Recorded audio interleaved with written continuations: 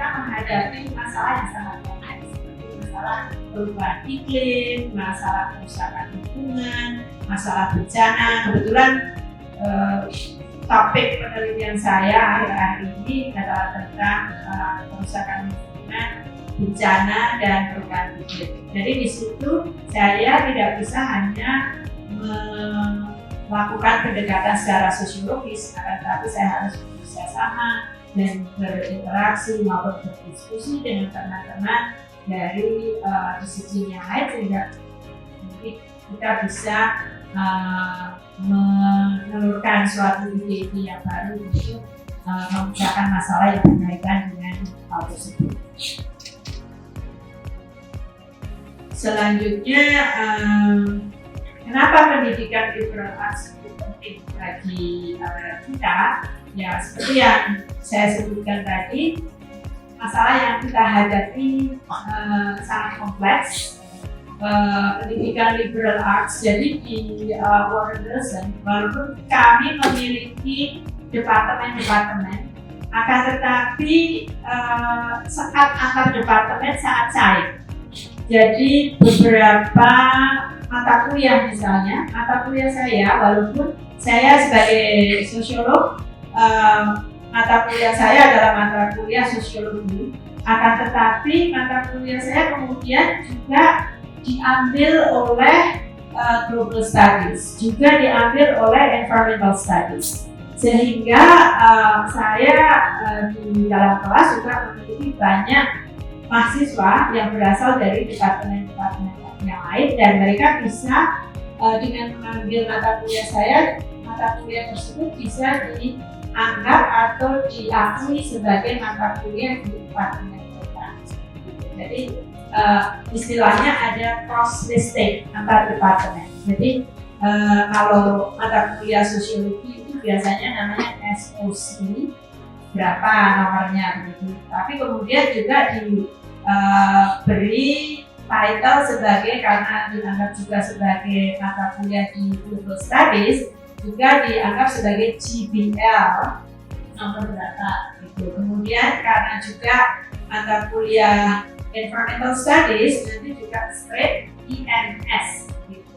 Jadi nanti kita bisa diskusi tentang apa yang disebut sebagai core courses dan academic courses.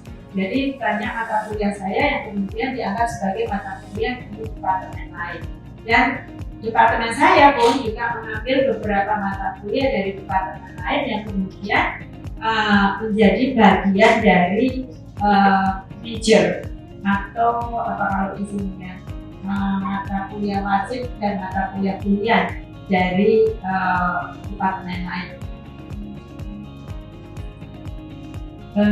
Juga selain itu, prinsip pendidikan liberal arts itu adalah pendidikan sepanjang hayat.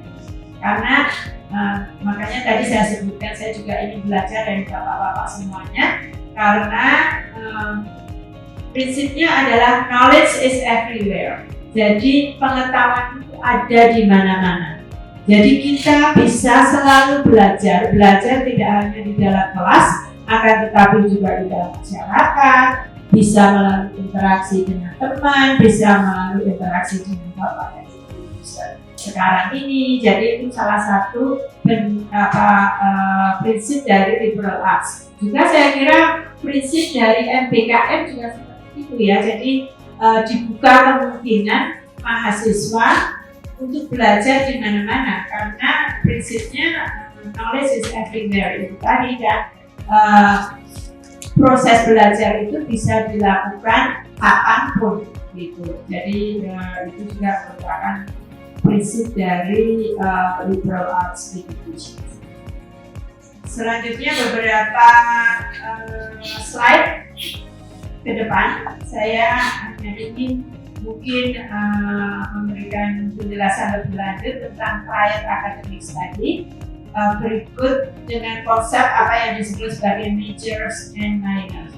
Jadi seperti universitas-universitas yang lain, di sini kami juga memiliki departemen. Tiap departemen itu memiliki apa yang disebut sebagai majors.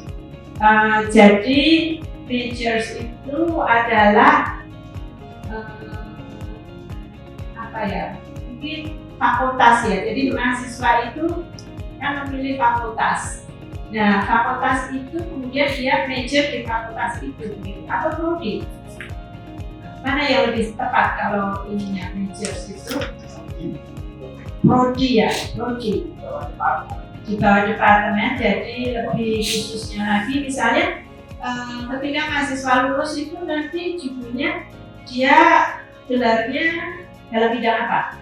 Misalnya di ijazah itu disebutkan sarjana apa? Laboratorium, sarjana teknik gitu. Akan tetapi kemudian ada yang lebih khusus lagi nggak? Sarjana teknik dalam bidang apa gitu? Prodi ya, prodi. Saya kira mungkin major itu adalah prodi. Ya, jadi tetapi seperti yang saya sebutkan tadi, mahasiswa itu bisa double major. Saya tidak tahu apakah di sini bisa nggak. Jadi misalnya saya bisa major di sosiologi, tetapi juga major di pertanian, environmental studies misalnya. Itu dimungkinkan. Jadi kenapa tadi ada cross-listing tadi untuk memudahkan mahasiswa untuk bisa mengambil dua major sekaligus. Jadi dia lulus itu bukan hanya sarjana pertanian misalnya, akan tetapi juga bisa menjadi sarjana sosial atau sarjana hukum misalnya. Jadi dalam 4 tahun itu mahasiswa bisa major lebih dari 1, tapi agak beda.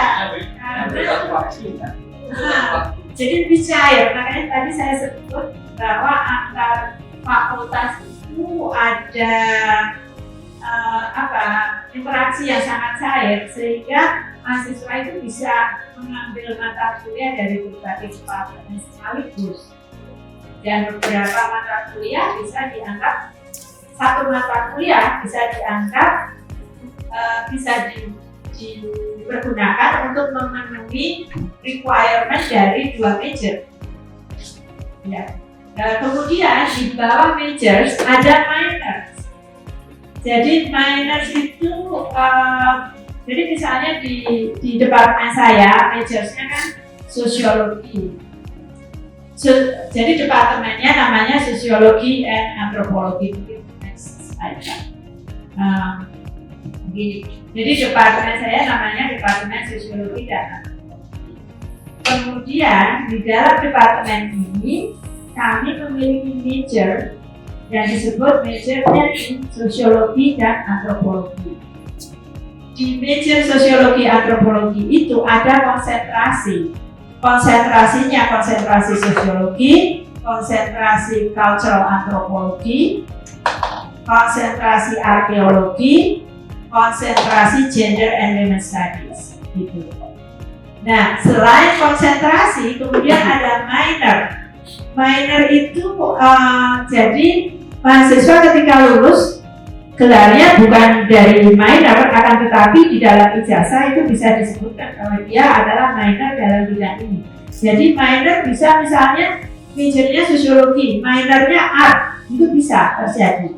Jadi di situ sekali lagi mahasiswa itu memiliki banyak keahlian dan banyak skill sehingga mereka bisa lebih leluasa untuk mencari pekerjaan.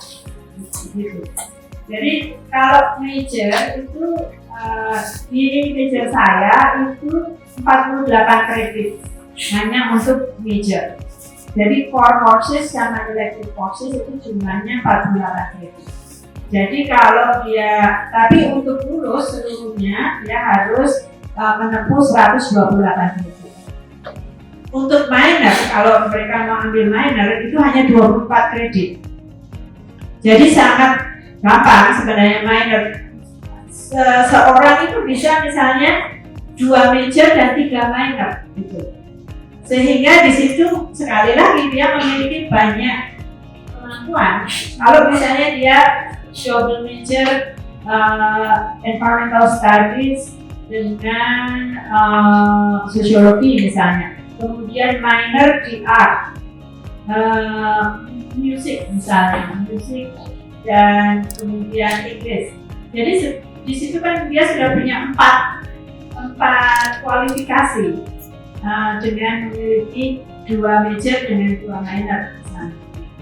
Tapi itu memang dibutuhkan kalau memang mahasiswa itu mau double seperti itu dibutuhkan perencanaan yang sangat matang. Jadi dosen pembimbing juga harus berpartisipasi dengan aktif karena kita harus melihat ini student ini bisa nggak nanti selesai dalam 4 tahun dan memenuhi semua requirement dari major dan minornya itu. Tapi kalau tidak, biasanya paling tidak mereka itu memiliki 1 major dan 1 minor. Sehingga ada semacam keahlian sekunder gitu dari minornya itu. Plus karena kami memiliki work program, mereka juga sudah memiliki pengetahuan atau pengalaman kerja yang mereka lakukan di dalam work program itu. Jadi di situ mungkin bisa ditayangkan yang next slide itu ada link. Jadi kami memiliki 20 majors, 20 konsentrasi, lebih dari 20 konsentrasi plus 30 minor. Jadi dan S2 ada 2. Di situ kemudian mahasiswa bisa mengkombinasikan beberapa major dengan konsentrasi dengan minors. Jadi ada fleksibilitas antar bidang dan mereka juga bisa mengintegrasikan antara major mereka dengan komponen kerja dan community engagement mereka. Jadi misalnya mahasiswa majornya di environmental studies, kemudian mereka kerjanya di dalam kampus di tanah pertanian yang ada di dalam kampus. Nah itu kan menopang major dia di environmental studies karena dengan bekerja di tanah pertanian yang ada di kampus, mereka juga belajar masalah-masalah lingkungan.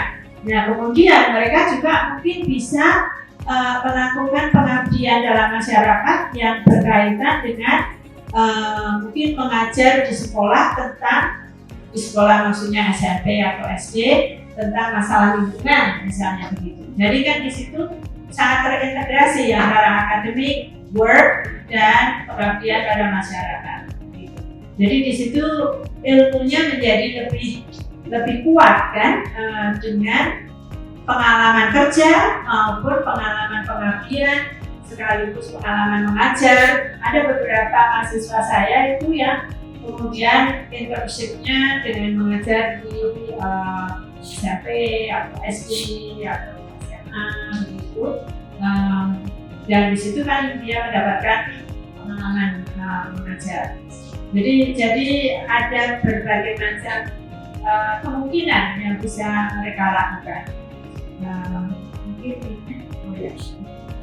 Jadi itu adalah list. Di Warren Wilson College itu dibagi menjadi 4 divisi. Divisi Art, divisi Humanities, divisi Natural Sciences, dan divisi Social Sciences. Kemudian ada pre-professional itu kalau ingin menjadi lawyer. Di sana kalau ingin menjadi lawyer itu tidak bisa dari undergraduate. Jadi harus lulus S1 dulu, baru kemudian ambil law school. Begitu juga kedokteran, jadi pre-med itu di S1-nya, kemudian setelah itu baru ambil medical school. Jadi kami memiliki pre-med, pre-law, pre-international engagement. Jadi kalau mereka nanti S2-nya ingin berkecimpung dalam masalah-masalah internasional dan sebagainya, kemudian mereka biasanya mengambil banyak courses atau mata kuliah yang berkaitan itu. Jadi jadi Di situ social science itu ada beberapa departemen. Di situ ada departemen Africana Studies itu hanya minor. Kami tidak punya major Africana Studies. Appalachian Studies juga minor. Arkeologi itu concentration. Sosiologi, antropologi itu departemen saya itu major dan minor. Ada neuroscience, music therapy, ada social work, psychology, gender and women studies itu minor, tapi di dalam sosiologi dan antropologi juga ada konsentrasi di gender and women studies, ada business, ada education, dan sebagainya. Kemudian itu ya natural science, kami ada biochemistry, biologi, kimia, biologi konservasi, data science, math, ecological forestry, environmental studies, environmental education, fisika, sustainable agriculture, dan food studies. Kemudian art dan humanities ini sebenarnya dua divisi, akan tapi seringkali digabung karena mereka tidak terlalu banyak major dan departemennya. Jadi ada art, ada English, ada history and political science, ada media arts dan fotografi, ada music, painting, filosofi, dan sebagainya. Jadi ini itu adalah departemen major dan minor yang kami hanya sekedar gambaran apa saja program-program yang kami miliki di World University College. Kemudian work program atau program kerja. Jadi kerja ini adalah kerja yang dilakukan di dalam kampus. Mahasiswa harus bekerja minimum 8 jam per minggu dan digaji sesuai dengan UMR. Nah, gajinya itu kemudian dimasukkan dalam tuition dia. Jadi tergantung berapa jam dia bekerja, kemudian gajinya itu untuk mengurangi jumlah uang SPP yang harus dia bayar. Jadi tidak langsung diterimakan dalam bentuk uang, akan tetapi dikurangkan dari SPP yang harus dia bayar. Mereka bisa bekerja minimum 8 jam per minggu sampai dengan 20 jam per minggu. Kalau 20 jam per minggu itu sudah tingkat supervisor, jadi biasanya mahasiswa tahun terakhir itu karena dia sudah memiliki pengalaman selama 3 tahun bekerja di situ, kemudian dia diangkat sebagai supervisor dari mahasiswa yang lain. Itu dia bisa bekerja sampai dengan 20 jam per minggu. Nah, otomatis karena dia bekerja banyak, kemudian uang SPP-nya juga berkurang banyak begitu. Akan tapi juga mereka harus pandai-pandai memanage waktu mereka karena ini waktu untuk bekerja, waktu untuk mengambil mata kuliah itu kan banyak. Jadi mahasiswa ini sangat-sangat sibuk sebenarnya. Karena di samping mengambil mata kuliah, dia juga harus bekerja di dalam kampus.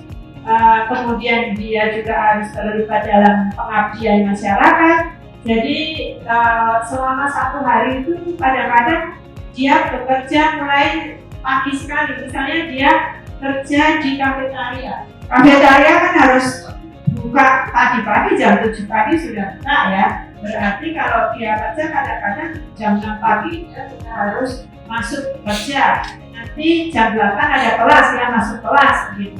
Jadi kadang-kadang di kelas saya itu kalau ada mahasiswa yang kerja di pertanian, dia handle sapi-sapi, kadang-kadang ada bau, kenapa ya gitu. Ternyata dia baru saja baru saja dari kandang ya langsung datang kelas gitu, karena mereka harus ini kan langsungan gitu, jadi waktunya kan tidak ada.